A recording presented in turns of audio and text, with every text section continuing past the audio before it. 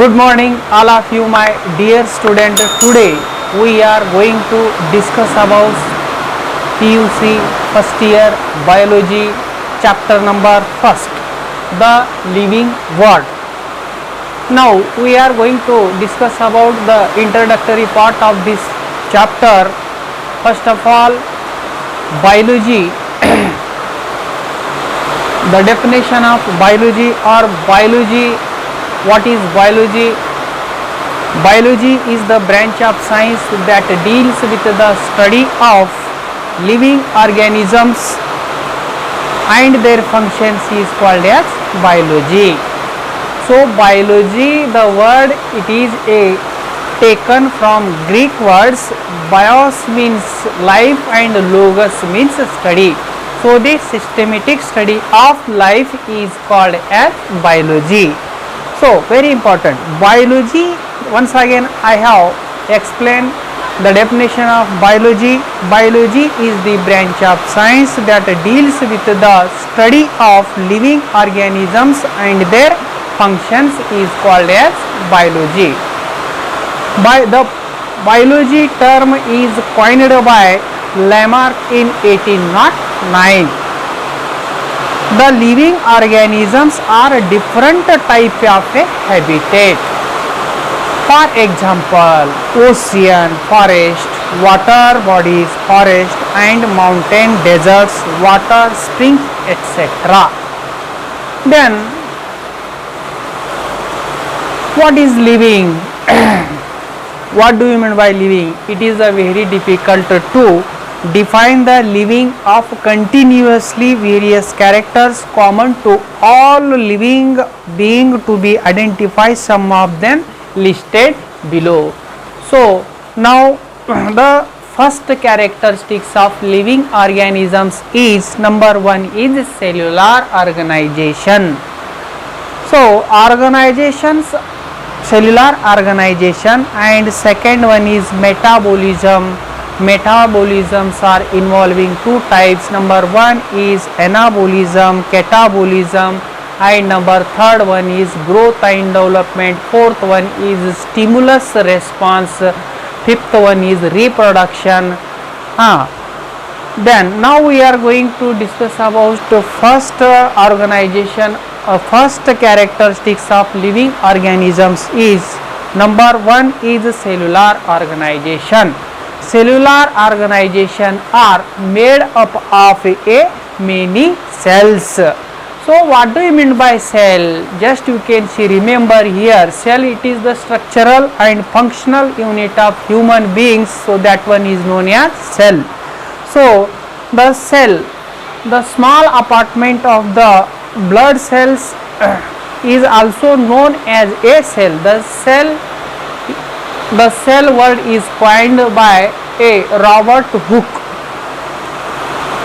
Then cellular nature is also involving two components, homeostasis and metabolism.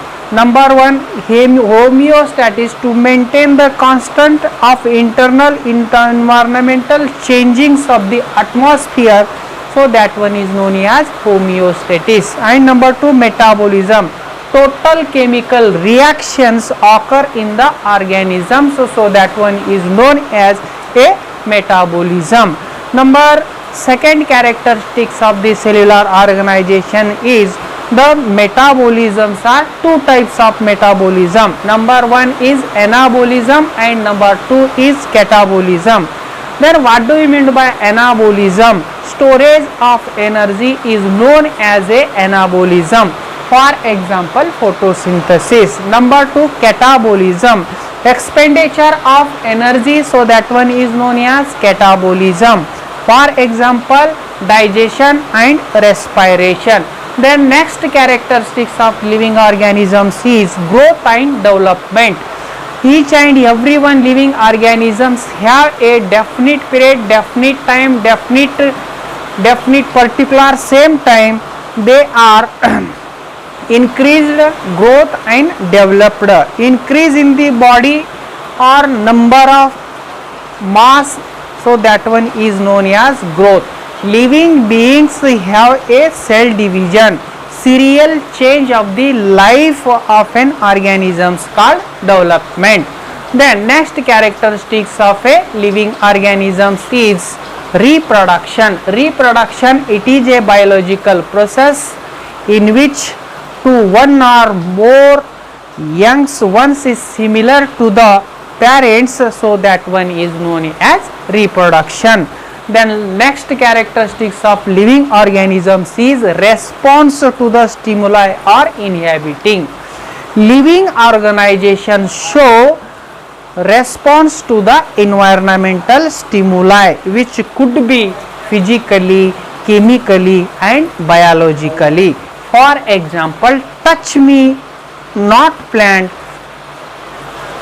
Then next, now we are going to discuss about diversity in living world. Every year several new species are described and added to the list, since study to all organization is nearly impossible. They are classified into group for the convenience of the study.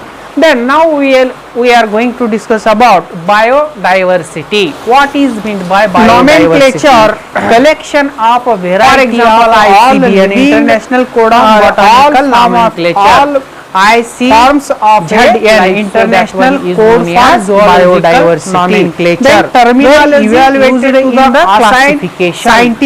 Scientific name for nomenclature. Nomenclature, it is a very important biodiversity collection of a concept of all form of living organisms. Chapter number 1 is nomenclature. So that one is known as biodiversity. It means the organization are known as the local name which differs from the scientific name has language to avoid scientific name has the scientific name are to the generic name and number 2 is a specific epithet name.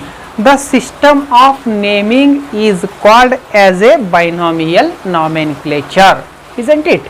Just you can see, remember here, what is bionomenclature? The scientific name has two components mainly. Number 1 is generic name and number 2 is specific epithet. The system of naming is called as binomial nomenclature. It was given by Carolus Linnaeus and all over the world. For example, Mangifera indica. The scientific name of mango is Mangifera indica. Mangifera, it is a epithet name, and indica, it is a specific epithet name. Then another one example is Homo sapiens. The man, what is the scientific name of man?